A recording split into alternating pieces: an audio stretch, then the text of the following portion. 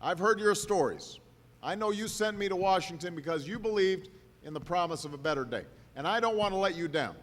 You believed that after an era of selfishness and greed, that we could reclaim a sense of responsibility on Wall Street and in Washington, as well as on Main Street.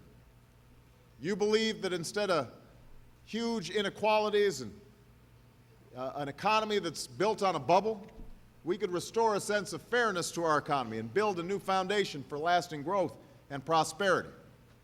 You believed that at a time of war, we could stand strong against our enemies and stand firmly for our ideals and show a new face of American leadership to the world.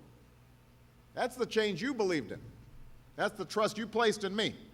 It's something I will never forget, the fact that you made this possible.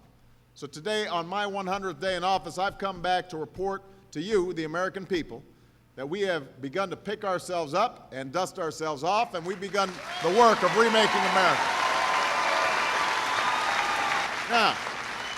Now, after 100 days, I'm pleased with the progress we've made, but I'm not satisfied. I'm confident in the future, but I'm not content with the present. Not when there are workers who are still out of jobs, families who still can't pay their bills.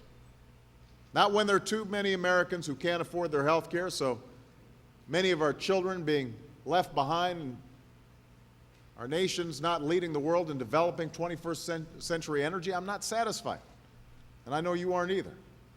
The 100th day might be a good time to reflect on where we are, but it's more important to where we're going that we focus on the future, because we can't rest until our economy is growing and we've built that new foundation for our prosperity.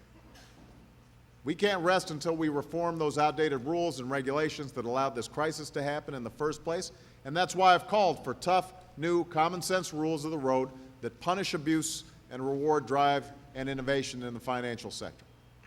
I expect a bill to arrive on my desk for signature before this year is out. We are going to make sure this kind of crisis does not happen again.